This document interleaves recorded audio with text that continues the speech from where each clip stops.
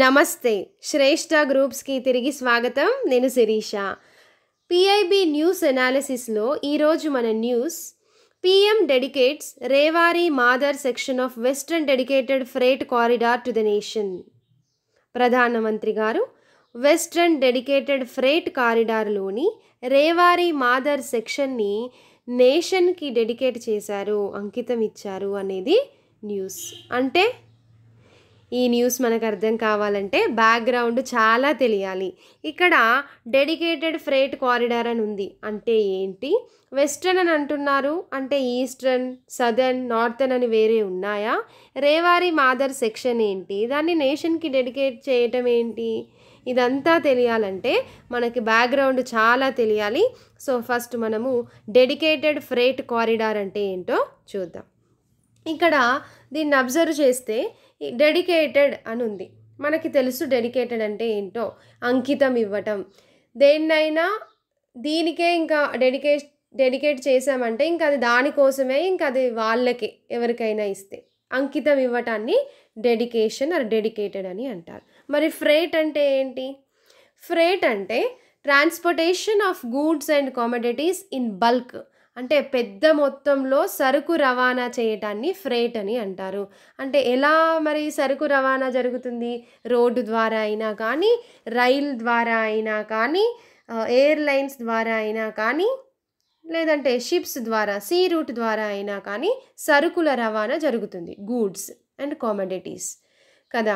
So దేని ద్వారా అయినా కానీ, రైల్ ద్వారా కానీ, రోడ్డు ద్వారా కానీ, షిప్ ద్వారా కానీ, ఎయిర్లైన్స్ ద్వారా అయినా కానీ పెద్ద మొత్తంలో సరుకు రవాణా జరిగితే దాన్ని ఫ్రేట్ అని అంటారు. ఫర్ ఎగ్జాంపుల్ ఫ్రేట్ ట్రైన్ అని మనం అన్నాం అనుకోండి, అంటే అది గూడ్స్ ట్రైన్ అని అర్థము. అందులో గూడ్స్, సరుకులు రవాణా జరుగుతుంది దాని ద్వారా అని అర్థం. సో ఈ ఫ్రేట్ అంటే ఏంటో మనకు అర్థమైంది కదా, సరుకుల రవాణా. ఓకే, అర్థమైంది. కారిడార్ అంటే ఏంటి మరి? కారిడార్ అంటే మనకి తెలుసు, రెగ్యులర్ మీనింగ్ మనం రోజు యూజ్ చేసేది. బిల్డింగ్లో ఇటు సైడ్ రూమ్ ఉండి మధ్యలో ఉండే ఆ ప్యాసేజ్ని, ఆ రూట్ని కారిడార్ అని అంటారు. ఇది జనరల్ మీనింగ్. రైల్స్లో కావచ్చు, ట్రైన్లో కావచ్చు, ఏరోప్లేన్లో కావచ్చు, ఇటు సైడ్ రూమ్లు ఉండి మధ్యలో ప్యాసేజ్ ఉంటే దాన్ని కారిడార్ అని అంటారు. మరి ఇక్కడ కారిడార్ అంటే ఏంటి అంటే రెండు రకాల మీనింగ్స్ ఉన్నాయి. ఏదైనా ఒక రెండు సిటీస్ లోపల, రెండు సిటీస్ మధ్యలో ఉన్న ఒక ప్యాసేజ్ని, అంటే ఒక రూట్ని, ఒక లాంగ్ రూట్ని కారిడార్ అని అంటారు. లేదంటే ఒక రివర్ ఉంది, ఆ రివర్ పక్కన ఒక లాంగ్ రూట్ ఉంది, దాన్ని కారిడార్ అని అంటారు. ఒక బిజీ ట్రాఫిక్ పక్కన, ఒక బిజీ రూట్ పక్కన సపరేట్గా ఇంకొక లాంగ్ రూట్, ఒక ప్యాసేజ్ ఉంది అంటే దాన్ని కారిడార్ అని అంటారు. కారిడార్ ఈజ్ నథింగ్ బట్ ఒక ప్యాసేజ్ అంటే అక్కడ నుండి మనం వెళ్ళొచ్చు, రూట్ అని అర్థం. సో ఇప్పుడు ఈ మూడు పదాలకి అర్థం మనకు అర్థమైంది కదా. ఇక్కడనే దీని అర్థం ఏంటి, ఇది ఎందుకో మనకు అర్థమవుతుంది. డెడికేటెడ్ అని ఉంది, అంకితం. ఫ్రేట్ అంటే సరుకుల రవాణా, కారిడార్ అంటే ప్యాసేజ్. అంటే ఏదో ఒక రూట్ని సరుకుల రవాణా కోసమే, దానికోసమే డెడికేట్ చేశారు. అంటే ఇది ఒక కారిడార్, అంటే ఒక రూట్ ఉంది, దీంట్లో నుండి సరుకులు, గూడ్స్ మాత్రమే రవాణా జరుగుతుంది, దానికి మాత్రమే డెడికేట్ చేశారు అనేది మనకు అర్థమైంది. చూసారా, ఇక్కడ ఈ మూడు పదాలకు అర్థం తెలిస్తేనే మనకు ఇది ఎందుకో అర్థమైపోయింది. ఏదో ఒక రూట్ని కేవలం సరుకుల రవాణా కోసం మాత్రమే ఉపయోగిస్తున్నారు, దానికోసమే అది అని అర్థమైంది. ఓకే, మరి ఫ్రేట్ అని అంటే సరుకుల రవాణా, కానీ సరుకుల రవాణా రోడ్డు ద్వారా జరుగుతుంది, రైలు ద్వారా జరుగుతుంది, షిప్స్ ద్వారా జరుగుతుంది, ఏరోప్లేన్స్ ద్వారా జరుగుతుంది. మరి ఇక్కడ ఈ రూట్, ఈ కారిడార్ దేంట్లో సరుకుల రవాణా జరుగుతుంది అంటే త్రూ రైల్స్. ఇది రైల్వేస్. ఈ న్యూస్ కూడా under the ministry of railways కింద వచ్చింది, రైల్వే మంత్రిత్వ శాఖ నుంచి వచ్చిన న్యూసే ఇది. సో గూడ్స్ ట్రైన్స్, ఇక్కడ ఈ ట్రైన్లు అంటే గూడ్స్ ట్రైన్లు కేవలం ఈ కారిడార్లో కేవలం గూడ్స్ ట్రైన్లు మాత్రమే వెళ్తాయి అనేది మనకి అర్థమైంది. Dedicated freight corridor. అర్థమైంది కదా. Dedicated freight corridor is a high speed and high capacity railway corridor that is exclusively meant for the transportation of freight or in other words goods and commodities.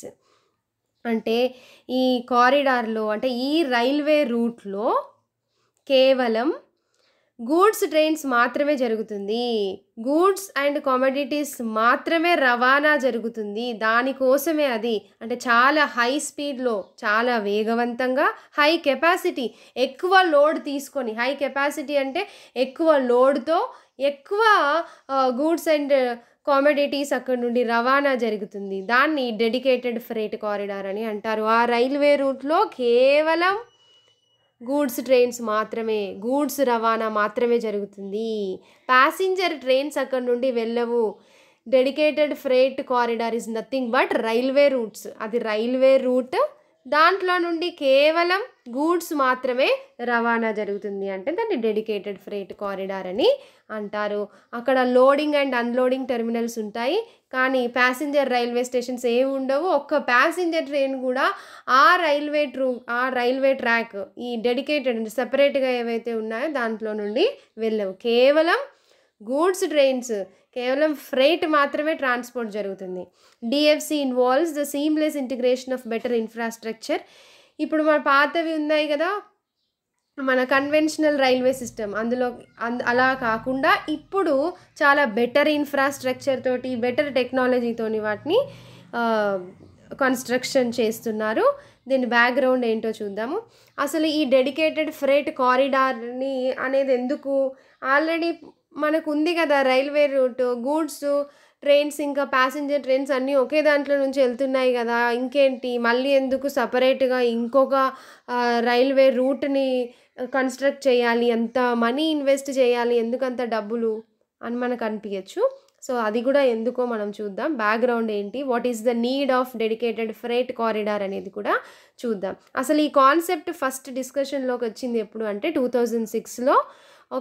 మన ఈ కెపాసిటీని అంటే ఎక్కువ మొత్తంలో సరుకుల రవాణా తొందరగా ఎఫిషియెంట్గా తక్కువ టైంలో ఎక్కువ సరుకులని రవాణా చేయటం కోసం సపరేట్ ట్రాక్స్ ఉండాలి అనే డిస్కషన్ ఎప్పుడు వచ్చింది అంటే 2006లో వచ్చింది. దానికోసం మినిస్ట్రీ ఆఫ్ రైల్వేస్ ఒక సపరేట్ కంపెనీని ఎస్టాబ్లిష్ చేసింది. దాన్నే dedicated corridor corporation of India limited, DFCCIL అని అంటారు. అంటే సపరేట్ ట్రాక్స్, ఈ ఫ్రేట్ కోసం సపరేట్ ట్రాక్స్ని నిర్మించడం కోసం dedicated freight corridor corporation of India లిమిటెడ్ని మినిస్ట్రీ ఆఫ్ రైల్వేస్ కింద ఎస్టాబ్లిష్ చేశారు. దీని హెడ్ క్వార్టర్స్ న్యూఢిల్లీలో ఉంది. ఇది ఒక పబ్లిక్ సెక్టర్ అండర్టేకింగ్. ఇది ఎందుకు పెట్టారు అని అంటే ఇది మినిస్ట్రీ ఆఫ్ రైల్వేస్ కింద ఆపరేషన్ జరుగుతుంది.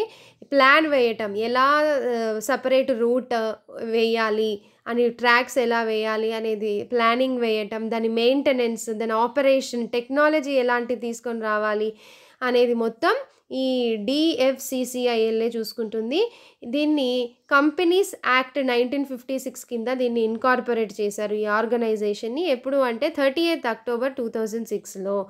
ఇండియన్ గవర్నమెంట్ దీనికి ఈ డిఎఫ్సిసిఐఎల్కి స్పెషల్ పర్పస్ వెహికల్ అని స్టేటస్ ఇచ్చింది. అంటే స్పెషల్ సపరేట్ రూట్స్ వేయడం కోసం ఎస్టాబ్లిష్ చేశారు ఈ ఆర్గనైజేషన్ ఈ కంపెనీని, కాబట్టి దీన్ని స్పెషల్ పర్పస్ వెహికల్ అని అంటారు. దీని మిషన్ ఏంటి అంటే మంచి ఎఫిషియెంట్గా అంటే క్వాలిటీ మెయింటైన్ చేయాలి కదా, ఎక్కువ రోజులు రావటం కోసం డూప్లికేట్వి వైర్లు, ట్రాక్స్ అవన్నీ చాలా ముడి సరుకులు కావాల్సి వస్తుంది, లైక్ ఐరన్, ఎలక్ట్రిసిటీ, ఇంకా చాలా ఉంటాయి కదా, అలాంటివన్నీ రిలయబుల్వి అలాంటివి చూసుకోవాలి.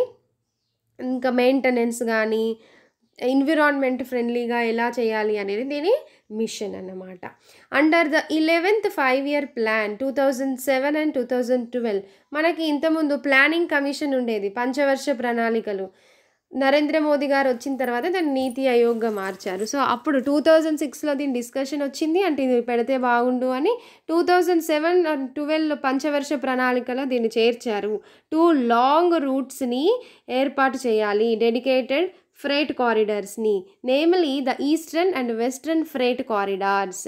Eastern corridor and western freight corridors అంటే ఈ రూట్, రైల్వే రూట్ ఎక్కడి నుండి స్టార్ట్ అవుతుంది, ఒకటేమో ఈస్ట్ నుంచి స్టార్ట్ అవుతుంది, అంటే తూర్పు నుంచి, ఇంకొకటి పశ్చిమ నుంచి స్టార్ట్ అవుతుంది, రెండు ఉన్నాయి.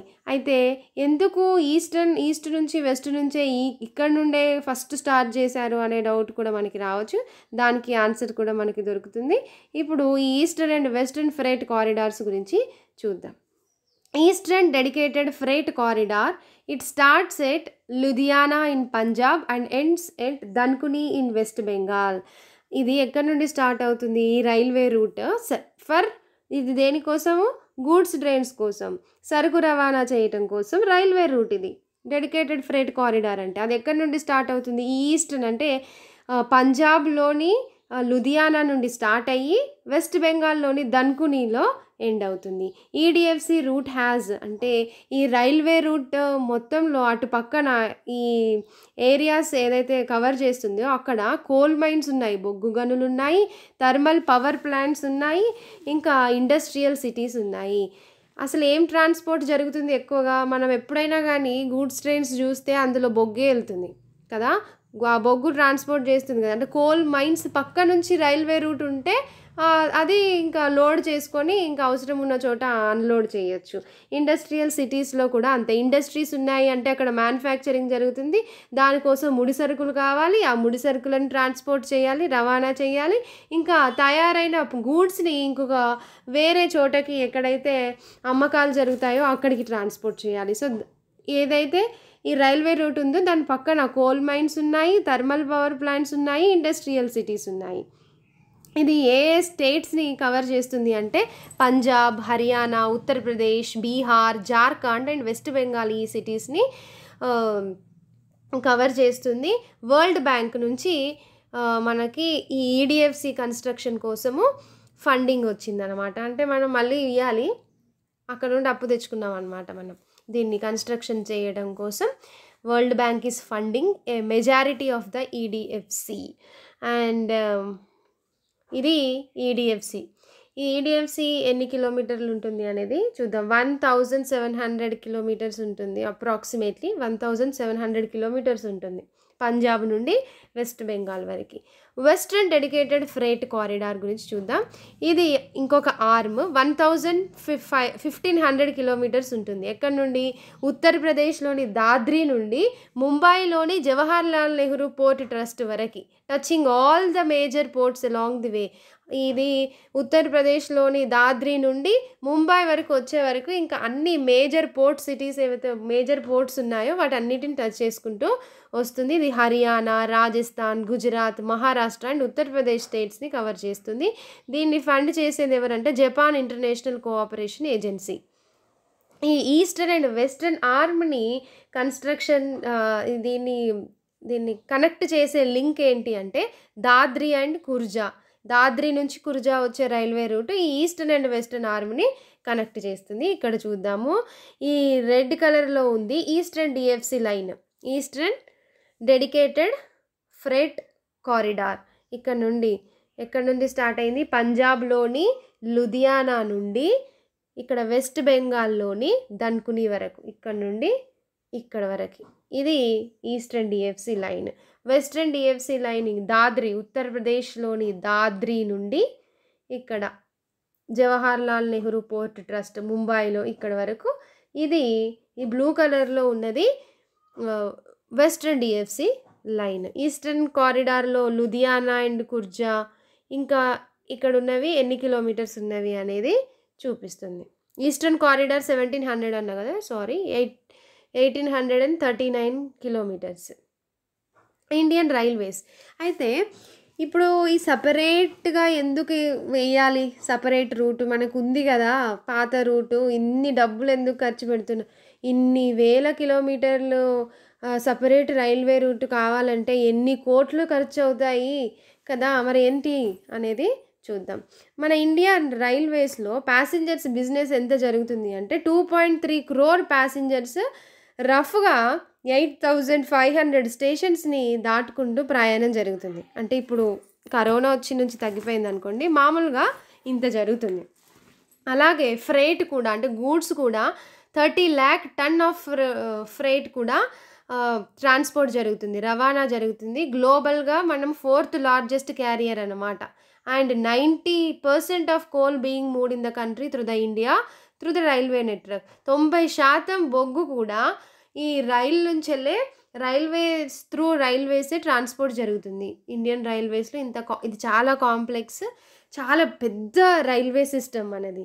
అయితే దీని అవసరం ఏంటి అని అంటే, మన ఇండియన్ రైల్వేస్ మిక్స్డ్ ట్రాఫిక్ ఉంది. ఈ గూడ్స్ బండ్లు ఇంకా మన ఈ ప్యాసింజర్ ట్రైన్స్ ఇవన్నీ ఒకే రైల్వే ట్రాక్ నుంచి వెళ్తున్నాయి, డిఫరెంట్ స్పీడ్స్. ప్యాసింజర్ ట్రైన్స్ ఏమో ఫాస్ట్గా వెళ్తాయి, గూడ్స్ ఏమో కొంచెం తక్కువ స్పీడ్తో వెళ్తాయి. 90 కిలోమీటర్ నుంచి 160 km/h వరకు ప్యాసింజర్ ట్రైన్స్ వెళ్తాయి. ఫ్రైట్ ట్రైన్స్ అంటే ఈ గూడ్స్ ట్రైన్స్ ఏమో 70 కిలోమీటర్స్ నుండి 90 km/h వెళ్ళగలవు. కానీ 30 నుంచి 35 కిలోమీటర్స్ కూడా 1 అవర్కి అవి ట్రావెల్ చేయవు. ఎందుకు అని అంటే, ఎప్పుడైనా క్రాసింగ్ జరిగిందంటే హై స్పీడ్ ట్రైన్స్ని ముందు పంపిస్తారు, ఈ స్లో ట్రైన్స్ అన్నిటినీ ఆపేస్తారు. మనం ఎప్పుడు చూసినా అసలు గూడ్స్ ట్రైన్స్ వెళ్ళేదే తొందర అంటే వాటిని ఇంకా క్రాసింగ్ పెట్టినప్పుడల్లా ప్యాసింజర్ ట్రైన్స్ అన్నీ పంపించేసి గూడ్స్ ట్రైన్స్ని ఆపేస్తారు. ఇంకా ఇది ఎప్పుడు వాటి గమ్యస్థానాన్ని చేరుకోవాలి. సో వీటికి ఎప్పుడు ఆగుతూనే ఉంటాయి. ఒక 20 కిలోమీటర్లు వెళ్ళి 2 గంటల్లో ఆగుతాయేమో, అసలు అంత స్లోగా వెళ్తాయి. వీటికంటూ ఒక టైం టేబుల్ లేదు. మన ప్యాసింజర్ ట్రైన్స్ కంటే టైం టేబుల్ ఉంది, ఇన్ని గంటలకు వస్తుంది, ఇన్ని గంటలకు వెళ్తుంది అని. దీనికి అసలు టైం టేబులే లేదు. సో కాబట్టి ఇట్లాంటి స్టాపేజ్ వరకు ఒక రోజుకి ఎన్ని ట్రైన్స్ గూడ్స్ ట్రైన్స్ వెళ్తాయి, ఎంత సరుకు రవాణా జరుగుతుంది, ఇది ఎక్కడుంటే అక్కడే ఆగిపోతుంది కదా. దీని డెస్టినేషన్ ఎప్పుడు రీచ్ అవుతుందో దేవుడికి కూడా తెలియదు, ఎప్పుడు ఆగిపోతూనే ఉంటుంది. సో మరి రోజుకి ఎన్ని గూడ్స్ ట్రైన్స్ ట్రావెల్ అవుతున్నాయి, ఎంత మొత్తంలో సరుకు రవాణా జరుగుతుంది? సరుకు రవాణా ఏం జరగట్లేదు, చాలా కొద్ది మొత్తంలో జరుగుతుంది, లెస్ ఎఫిషియెంట్ అయిపోయింది. సో కాబట్టి ఈ ఫ్రైట్ ట్రైన్స్కి ఎప్పుడు స్టేషనరీగానే ఉంటాయి కదా, రన్నింగ్లో ఉండేదానికన్నా ఆగిపోయినప్పుడే ఇవి ఎక్కడ పడితే అక్కడ ఆపేస్తూనే ఉంటారు దీన్ని ముందు ట్రైన్లు వెళ్ళడం కోసం. సో ఆపరేషనల్ కాస్ట్ ఇంక్రీజ్ అయింది. ఇదేమో కొద్ది దూరం వెళ్ళటానికే దానికి ఫ్యూయల్ కావాలా, తర్వాత శాలరీస్ ఎలాగూ ఇవ్వాలా, కొద్ది మొత్తంలో రవాణా జరిగిన దానికే ఆపరేషన్ కాస్ట్ ఎక్కువగా ఇంక్రీజ్ అవుతుంది. సో ఇప్పుడు మరి రోడ్ ట్రాన్స్పోర్ట్కి, తర్వాత షిప్ ద్వారా వెళ్ళేదానికి, ఇంకా ఏరోప్లేన్లో వెళ్ళేదానికి దీనికి చూసుకుంటే రోడ్డు ద్వారా తొందర రవాణా జరుగుతుంది. ఇంకా ఎయిర్వేస్లో చాలా ఇంకా తొందర జరుగుతుంది, అది కాస్ట్ ఎక్కువ అనుకోండి. షిప్ ద్వారా ఇంకా ఎక్కువ తొందర జరుగుతుంది. కాబట్టి ఇండియన్ రైల్వేస్ బ్యాక్ అయిపోయాయి కదా కాంపిటీషన్లో, with road, with Airways and with sea roots. So దానికి కాంపిటీషన్లో ఇండియన్ రైల్వేస్ వెనుకబడిపోయాయి. అప్పుడేమో అదొక 56-60sలో 58% ఆఫ్ గూడ్స్ ఈ రైల్వేస్ ద్వారా వెళ్తే ఇప్పుడు 30% కూడా వెళ్ళట్లేదంట. అసలు ఇండియన్ రైల్వేస్ ఇన్వెస్ట్ చేసేది, ఇంకా ఎక్కువ లాభం వచ్చేదే ఈ గూడ్స్ ట్రైన్ ద్వారా. కానీ ఈ గూడ్స్ ట్రైన్లోనే ట్రాన్స్పోర్ట్ తగ్గిపోయింది, ఎందుకంటే డెస్టినేషన్కి ఇవి త్వరగా రీచ్ అవ్వట్లేదు కాబట్టి. మరి అలాంటప్పుడు ఇండియన్ రైల్వేస్కి లాసే కదా, కాస్ట్ ఇంక్రీజ్ అయింది, ఇంక ఇది జరగట్లేదు.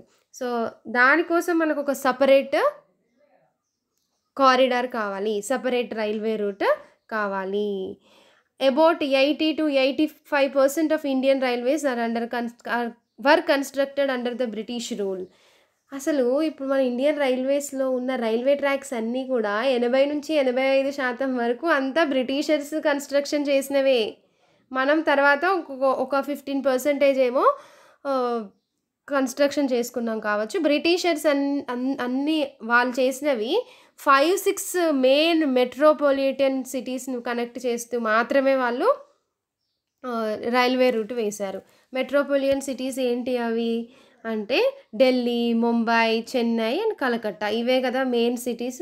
ఈ ఢిల్లీ, ముంబై, చెన్నై అండ్ కలకత్తా ఈ 4 సిటీలని కనెక్ట్ చేస్తూ ఇండియన్ రైల్వేస్ని బ్రిటిషర్స్ వేశారు. సో ఇవన్నీ ఎలా లింక్ అయి ఉన్నాయంటే గోల్డెన్ క్వాడ్రిలేటరల్గా ఈ రూట్ని గోల్డెన్ క్వాడ్రిలేటర్ అని అంటారు. ఏంటో చూద్దాం ఇప్పుడు అసలు గోల్డెన్ క్వాడ్రిలేటర్ అంటే ఏంటో. మన దేశంలోని 4 మెట్రోపాలిటన్ సిటీస్ అంటే అగ్రికల్చర్గా, ఇండస్ట్రియల్గా, కల్చరల్ సిటీస్ సెంటర్స్ని కనెక్ట్ చేస్తూ, ఒకటి నార్త్లో ఢిల్లీ, ఈస్ట్లో కలకత్తా, వెస్ట్లో ముంబై, సౌత్లో చెన్నై, ఈ 4 సిటీస్ని కనెక్ట్ చేస్తూ ఉన్న ఈ హైవే రూట్ ఆర్ ఈ రైల్వే రూట్ని దేంట్లో ఉంది? ఇది చతుర్భుజి క్వాడ్రిలేటరల్ ఆకారంలో ఉంది. దీన్ని గోల్డెన్ క్వాడ్రిలేటర్ అని అంటారు. ఈ క్వాడ్రిలేటరల్ రూట్ అంటే త్వరగా ఈ సిటీస్కి రీచ్ అవ్వటం కోసం వేసిన రూట్. సో ఈ రూట్ వల్ల మొత్తం మన ఎకానమీలో చేంజెస్ వచ్చినాయి, ఇండియాలో చేంజెస్ వచ్చింది. మళ్ళీ ఇక్కడ డయాగ్నల్ ఉంది. డయాగ్నల్ ఇక్కడ నుంచి ఢిల్లీ నుంచి చెన్నైకి ఒక రూట్, ఇక్కడ కలకత్తా నుంచి ముంబైకి ఒక రూట్. దీన్ని గోల్డెన్ క్వాడ్రిలేటర్ అని అంటారు. ఈ 4 సిటీస్కి కనెక్ట్ చేస్తే, ఇవన్నీ ఇండస్ట్రియల్ సిటీస్, ఎక్కువ రవాణా జరుగుతుంది కాబట్టి చాలా బిజియెస్ట్ రూట్స్ అనమాట ఇవి. ఇక్కడ నుండి ఇక్కడికి, ఇక్కడ నుండి ఇక్కడికి చాలా బిజీ రూట్స్. ప్యాసింజర్ ట్రైన్స్ వెళ్తాయి, ఇంకా గూడ్స్ ట్రైన్స్ వెళ్తాయి. చాలా బిజియెస్ట్ రూట్స్ అనమాట. సో ఈ దీంట్లో 150% సాచురేషన్ ఇంక్రీజ్ అయింది. సాచురేషన్ అంటే ఏంటి అంటే పరిపూర్ణంగా, సాచురేషన్ అంటే ఇంకా కంప్లీట్గా బిజీ రూట్స్ ఉన్నాయి, చాలా ట్రైన్స్ ఇక్కడ నుంచి వెళ్తున్నాయి అని అంటే ఇంకా గూడ్స్ ట్రైన్స్ ఆపేయాల్సిందే. రైల్వే ట్రాక్ ఏమో కొద్దిగా ఉన్నాయి, దాంట్లో ఎక్కువ ట్రైన్లు, ఎక్కువ ప్యాసింజర్స్ ట్రావెల్ అవుతున్నాయి, ఎక్కువ గూడ్స్ వెళ్ళాలి. సో కాబట్టి ఇక్కడ సాచురేషన్ పాయింట్ అంటే పరిపూర్ణ స్థాయికి మించి ఇంకెక్కువనే ట్రావెలింగ్ జరుగుతుంది, 150% అంట. సో దీనికి చాలా కంజెస్టెడ్గా ఉంది కదా. So capacity utilisation exceeds 80%. దీని కెపాసిటీకి మించి దీంట్లో ట్రైన్స్ అనేవి ట్రావెల్ జరుగుతున్నాయి కాబట్టి గూడ్స్ బండ్లని అక్కడనే ఆపేస్తున్నారు. సో దానికోసం మనకి సపరేట్ రైల్వే రూట్ కావాలి ఫర్ గూడ్స్. ఇప్పుడు ఈ గూడ్స్ని చాలా మెల్లిగా వెళ్తున్నాయి, గూడ్స్ మెల్లిగా వెళ్తున్నాయి అని అంటే డెస్టినేషన్ ఎప్పటికో రీచ్ అవుతుంది. దీంట్లో పంపించేటివి ఏంటి? కోల్ పంపిస్తారు, కోల్ లేదంటే రా మెటీరియల్స్, ఏవైనా ప్రోడక్ట్స్ని తయారు చేయడానికి కావాల్సిన ముడి సరుకులు, ఇంకా కోల్ ఇవన్నీ ఉంటాయి కదా, వీటిని రవాణా చేయాలి. ఇక్కడ ఇవి లేట్ అయిపోతున్నాయి, అక్కడ రీచ్ అవ్వట్లేదు ఇండస్ట్రీస్కి, కోల్ రీచ్ అవ్వట్లేదు, ఎలక్ట్రిసిటీ ప్రొడ్యూస్ చేయాలి, రీచ్ అవ్వట్లేదంటే అక్కడ మ్యానుఫ్యాక్చరింగ్ ఆగిపోతుంది కదా. మ్యానుఫ్యాక్చరింగ్ ఆగిపోతుంది అని అంటే మ్యానుఫ్యాక్చరింగ్ లేట్ అవుతుంది, మ్యానుఫ్యాక్చరింగ్ లేట్ అవుతుంది అని అంటే ప్రోడక్ట్స్ లేటుగా తయారవుతాయి, ప్రోడక్ట్స్ లేటుగా తయారైతే డబ్బులు ఇంకెక్కడి నుండి వస్తాయి? సో మనం ఎకానమీ తగ్గిపోతుంది కదా, ఎకనామికల్గా వెనుక పడిపోతున్నాము. గూడ్స్ ట్రావెల్ లేటుగా వెళ్ళటం ద్వారా, గూడ్స్ లేటుగా అందడం ద్వారా ఎకానమీ తగ్గిపోతుంది. అదే ఫాస్ట్గా వెళ్తే త్వరగా మ్యానుఫ్యాక్చరింగ్ జరుగుతుంది, త్వరగా ప్రోడక్ట్స్ మ్యానుఫ్యాక్చరింగ్ అవుతాయి, ప్రోడక్ట్స్ అమ్ముడు పోతాయి, అట్లా అమ్మకాలు కొనుగోలు జరుగుతాయి, ఎకానమీ ఇంక్రీజ్ అవుతుంది కదా. సో ఇంత రీజన్ ఉందన్నమాట, ఈ గూడ్స్ మెల్లిగా వెళ్ళడం వల్ల ఎకనామికల్గా మనం వెనుకబడిపోతున్నాము. ఇది కూడా ఒక రీజన్. సో అందుకే మనకు ఒక డెడికేటెడ్ ఫ్రెట్ కారిడార్ కావాలి, గూడ్స్ని రవాణా చేయటం కోసం సపరేట్ రైల్వే రూట్ కావాలి. దీన్ని స్పెషల్ పర్పస్ వెహికల్ అని ఇచ్చారు కదా, దేనికి? డిఎఫ్సిసికి dedicated freight corridor corporation of India లిమిటెడ్కి స్పెషల్ పర్పస్ వెహికల్ అని ఇచ్చారు.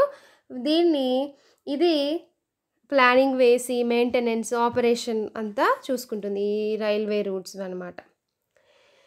నెక్స్ట్ దీని సిగ్నిఫికెన్స్ ఏంటి? ఓకే, డెడికేటెడ్ ఫ్రెట్ కారిడార్ వేశారు, దీన్ని వేస్తే ఏమొచ్చింది సిగ్నిఫికెన్స్ అంటే కెపాసిటీ ఇంక్రీజ్ అయింది, మోర్ కెపాసిటీ, ఇండియన్ రైల్వేస్లో ఎక్కువ గూడ్స్ని పంపించవచ్చు. తర్వాత ప్యాసింజర్ ట్రైన్స్కి ఇంకా ఏమీ రిస్ట్రిక్షన్స్ ఉండవు కదా, ప్యాసింజర్ ట్రైన్స్ వస్తున్నాయి గూడ్స్ ట్రైన్స్ని ఆపేయండి అని ఏమీ ఉండదు కాబట్టి ఇవి త్వరగా వెళ్ళిపోతాయి, కెపాసిటీ ఇంక్రీజ్ అయింది. డీకంజెషన్ అంటే ఏంటి అంటే 70% of freight trains currently running on the Indian railways network are slotted to shift to the freight corridors leaving the parts open for more passenger trains. Traffic తగ్గిపోతుంది. ఇప్పుడు ఏవైతే ప్యాసింజర్ ఇప్పుడు మామూలుగా first నుంచి ఉన్న రైల్వే రూట్ నుంచి వెళ్ళే goods trains అవన్నీ కూడా ఈ స్పెషల్ కారిడార్ రైల్వే రూట్స్కి షిఫ్ట్ అయిపోతాయి కాబట్టి ప్యాసింజర్ ట్రైన్స్కి ఇంకా ఏమి ఇబ్బంది ఉండవు. ఇంకా కొత్త ప్యాసింజర్ ట్రైన్స్ని కూడా మనం అక్కడ ఇంక్లూడ్ చేసుకోవచ్చు. ఇంకా బిజినెస్ జనరేషన్ అప్పుడేమో ఇండియన్ రైల్వేస్లో చాలా అవి కొంత ఎక్కువ లోడ్ని పాతవి కదా, బ్రిటిష్ కాలం నాటి రైల్వే రూట్లో ఎక్కువ లోడ్ ఒకేసారి తీసుకెళ్ళలేము. ఇప్పుడు మనం కొత్తగా నిర్మిస్తున్నాం కాబట్టి లేటెస్ట్ టెక్నాలజీ తీసుకోవచ్చు, హెవియర్ లోడ్ తీసుకెళ్ళడానికి డిజైన్ చేసుకోవచ్చు. తర్వాత బిజినెస్ కూడా ఇంక్రీజ్ అవుతుంది కదా, ఓన్ ఇండియన్ రైల్వేస్కి సపరేట్గా బిజినెస్ చేసుకోవచ్చు వాళ్ళు. పంచువాలిటీ ఉంటుంది ఇండియన్ రైల్వే మెయిన్ లైన్ కన్నా, కానీ ప్యాసింజర్ ట్రైన్స్కి పంచువాలిటీ వస్తుంది, ఇంకా దీనికి కూడా పంచువాలిటీ ఉంటుంది. ఇప్పుడు కొత్త సపరేట్ లైన్ వేయడం ద్వారా దాని ఫీచర్స్ చేంజ్ అవుతాయి. బ్రిటిష్ కాలం నాటిది కదా, అది పాతగా ఉంటాయి, దాని హైట్ తక్కువగా ఉంటుంది రైల్వేస్ యొక్క. ఇప్పుడు ఇది కంటైనర్ ఉంటుంది కదా, బోగీలు, ఈ బోగి యొక్క సైజు మన పాత ఇండియన్ లైన్లోనైతే చాలా తక్కువ సైజు ఉంటుంది. వైర్లేమో అప్పుడు అక్కడ స్తంభాలకి చాలా తక్కువ హైట్లో వేశారు, ఇప్పుడేమో ఎక్కువ హైట్లో వేస్తారు. వైర్లు పైన ఉంటాయి కదా లైన్స్, ఎలక్ట్రిసిటీ లైన్స్, సో అవి ఇప్పుడు ఎక్కువ హైట్లో వేస్తారు. అండ్ డబుల్ స్టాక్ ఉంటుంది. ఇప్పుడైతే మనం ఏం చూసాము, విదేశాల్లో చూసాము డబుల్ స్టాక్ గూడ్స్ ట్రైన్స్. ఇప్పుడైతే ఒకటే స్టాక్ ఉంటుంది కదా, డబుల్ స్టాక్ ట్రైన్స్ వెళ్ళొచ్చు. ఇంకా దీని లెంత్ అప్పుడు 700 మీటర్సే ఉన్నాయి మన పాత ఇండియన్ లైన్స్లో వెళ్ళే ట్రాక్స్ గూడ్స్ ట్రైన్స్వి. ఇప్పుడు 1.5 కిలోమీటర్స్, అంటే ట్రైన్ యొక్క పొడవును పెంచారు. ఇంకా ఈ కంటైనర్స్ కొంచెం మోడర్నైజ్ చేసి పెట్టారు కాబట్టి హెవీ లోడ్ని, ఇక్కడ ఒక కంటైనర్ ఉంటే ఒకేసారి చాలా సరుకులు రవాణా జరుగుతుంది కదా, సో ఎఫిషియన్సీ ఇంక్రీజ్ అవుతుంది. ఇవి మరి బెనిఫిట్స్ ఏంటి అని అంటే, మన ఇండియా లాంటి దానికి డెడికేటెడ్ ఫ్reight కారిడార్స్ చాలా అవసరం మన ఎకనామీని ఇంక్రీజ్ చేయడం కోసం, స్పీడప్ చేయడం కోసం. ఇప్పుడు ఏం జరిగింది అని అంటే, logistics cost will be reduced. Logistics అంటే ఏంటి, ఇదే ట్రాన్స్పోర్ట్, ప్యాకేజింగ్, దాని కాస్ట్ తగ్గిపోతుంది. హయ్యర్ ఎనర్జీ ఎఫిషియన్సీ, అంటే ఎక్కువ ఎనర్జీని అది ఎంతైతే ఎనర్జీ యూజ్ చేసుకున్నామో ఆ ఎనర్జీ కన్నా ముందే స్పీడ్గా వెళ్తాయి కదా ట్రైన్ స్పీడ్స్. ఇప్పుడు కొత్త ట్రైన్స్ తీసుకొని వస్తాం మనము కాబట్టి, టెక్నాలజీ ఉంది కాబట్టి తొందరగా వెళ్తాయి, ఇంకా తొందర గూడ్స్ వెళ్ళిపోతాయి, ఎన్విరాన్మెంట్ ఫ్రెండ్లీ ఉంటాయి, కొత్త ఎంప్లాయ్మెంట్ వస్తుంది, కొత్త ఉద్యోగాలు వస్తాయి. ఇప్పుడు ఈ కారిడార్ వస్తుంది అంటే దాని పక్కన ఉన్న సిటీస్లో అన్ని భూములకు ధరలు పెరుగుతాయి కాబట్టి రియల్ ఎస్టేట్ సెక్టార్కి కూడా మంచి బూస్ట్ ఉంటుంది అనమాట. ఇక్కడ నుండి ఏమేమి వెళ్తాయి మరి అంటే, ఫుడ్ గ్రెయిన్స్ ట్రావెల్ జరుగుతాయి, ఫర్టిలైజర్స్ చాలా ఇంపార్టెంట్ అగ్రికల్చర్ దానికి. ఇప్పుడు వర్షాకాలం వచ్చింది అంటే పత్తి గింజలు కావాలి, సీడ్స్ కావాలి అని అంటే డేట్ అయిపోకముందే మనం విత్తనాలు వేసుకోవాలి కదా. కానీ ఈ ఫర్టిలైజర్స్ అన్నీ ఎక్కువ మహారాష్ట్రలో అక్కడ నార్త్ సైడ్ ఉన్నాయనుకోండి, అక్కడ నుండి ఇక్కడికి ట్రాన్స్పోర్ట్ త్వరగా జరిగితే కరెక్ట్ టైంలో రీచ్ అవుతే రైతులు తొందరగా విత్తనాలు వేసుకుంటారు. సో ఈస్టర్న్ రీజియన్ నుంచి నార్త్ ఈస్ట్ రీజియన్కి, అలాగే ఈస్ట్ నుంచి నార్త్ ఈస్ట్ రీజియన్కి coal, iron ore, jute, petroleum products అవన్నీ ట్రాన్స్పోర్ట్ జరుగుతుంది అనమాట. So dedicated freight corridor is a game changer in the economic development. ఆర్థికంగా అభివృద్ధి చెందటానికి ఇది మొత్తం మార్చేస్తుంది మన ఎకనామీని. మన ఎకనామికల్గా డెవలప్ అవుతాము, స్పీడప్ ఉంటుంది అని అంటారు. సో ఇప్పుడు ఈ మన నరేంద్ర మోదీ గారు Rewari Madar section of western కారిడార్ని నేషన్కి డెడికేట్ చేశారు కదా. ఇంత పెద్ద ప్రాజెక్ట్ కదా, దీన్ని మెగా ప్రాజెక్ట్ అని అంటారు. ఇంత పెద్ద మెగా ప్రాజెక్ట్ త్వరగా కంప్లీట్ అవుతుందా, కాబట్టి దీన్ని ఫేసెస్ లాగా చేసి కన్స్ట్రక్షన్ చేస్తున్నారు. ఇప్పుడు ఇనాగరేషన్ జరిగింది. రేవారి మాదర్ సెక్షన్ అనేది వెస్ట్రన్ కారిడార్లో ఒక సెక్షన్. దాన్ని ఇనాగ్రేట్ చేసి ప్రైమ్ మినిస్టర్ గారు నేషన్కి డెడికేట్ చేసి ఇది ఒక గేమ్ చేంజర్ అవ్వబోతుంది మన ఎకనామిక్ డెవలప్మెంట్లో అని చెప్పారు. ఇంకా 1 week back recently prime minister of India has inaugurated 351 kilometre.